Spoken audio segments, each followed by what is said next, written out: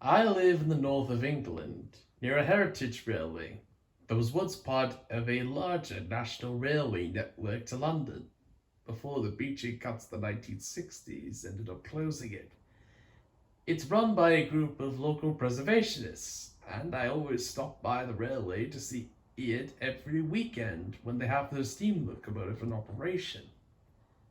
And it is quite an experience for me to chat with the volunteers and with the station staff when it comes to regular daily occurrence. But on the Heritage Railway, there are some mysteries that are worth solving, and I was willing to find out what they were. What I heard from the volunteers is the train only runs on the weekends and it doesn't run during the weekdays, mainly due to the fact that school children are always in school at the time, but also because of something that they didn't want me to actually know about.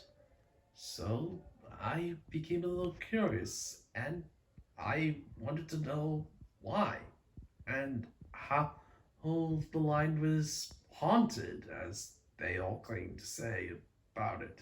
One weekend, I decided I was going to find out why the most northern bit of the line was never used by the Heritage Group, and I decided to take my camera with me.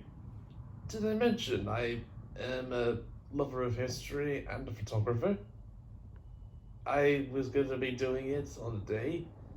My parents were out of town on business, so it was perfect, since it was also not far from where I was living with them at the time. I packed up my bag of the stuff that I would be needing when I was exploring the line, and I ended up walking from my house to an edge of the old railway line that was actually just outside the village I was living in. I walked down the old railway line for several miles. Then I came to what appeared to be an old railway station in the middle of the countryside. It hadn't been used in like years by the looks of the state that it was in. I began to look around the old railway yard and the old station building. As I began to know, I may have been watched. I saw old station staff like they were dressed in like station uniforms. Porters, station master, even the signalman who was actually looking at me as I was exploring the old yard. And I actually thought nothing of it. I just thought it was just some sort of costume party. Oh, how wrong I was about that. I began to notice something was off as I looked around the old engine shed at the end of the line, and there was nothing in there apart from old tools and machinery. And there was probably a reason no one actually wanted me up there. As I began to hear the shrill blast of a whistle, and I saw a Midland Railway compound. It was rusted, and it was breathing wheezily, and it was slowly approaching towards me. I saw the old compound coming straight towards me, so I noticed it was going to run me over. So I ran as hard as I could down the old line, with it still following me. And its wheezing was actually easily spotted as it was still puffing after me. I ran down the track, down the embankment that it was on, and back to my home. I didn't stop till I reached my room and locked the door. I met up with one of the volunteers at my local pub a few days later. He was a friend of mine. He and I went to school together, and his dad was the local owner of the Heritage Railway as well as the station master.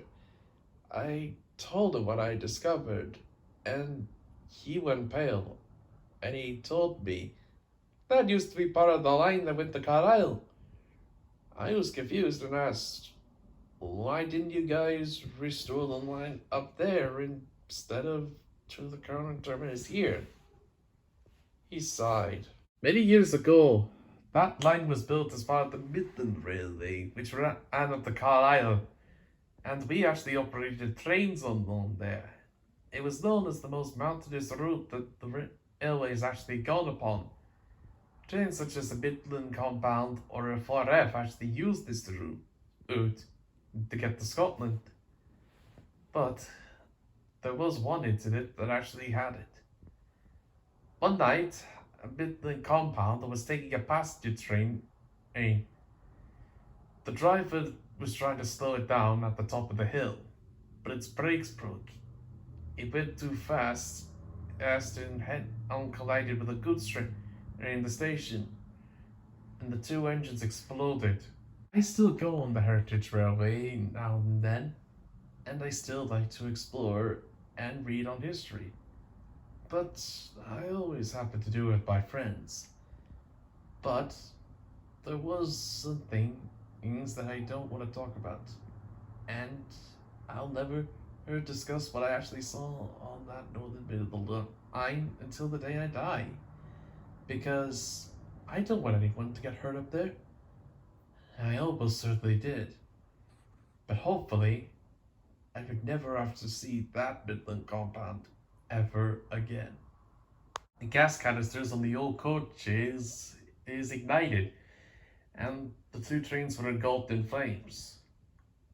Almost every passenger on that train were killed by the flames, with the crew as well. Many people believed the driver may have lost it, but according to an official accident report, it was mainly due to the fact of driver error as well as mechanical failure when the train crashed. And the old station has never actually operated any trains at night after that. When we bought the line, we decided to only restore or to the current terminus. The old station that was the main junction for Carlisle, we decided to leave alone as sort of a peaceful memorial to the victims and the locomotive that actually crashed.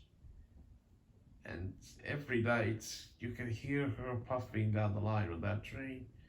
Hey, she's willing to pick up and take her next victims to parts unknown. And you were lucky. If you were picked up by her, you would have never been seen again.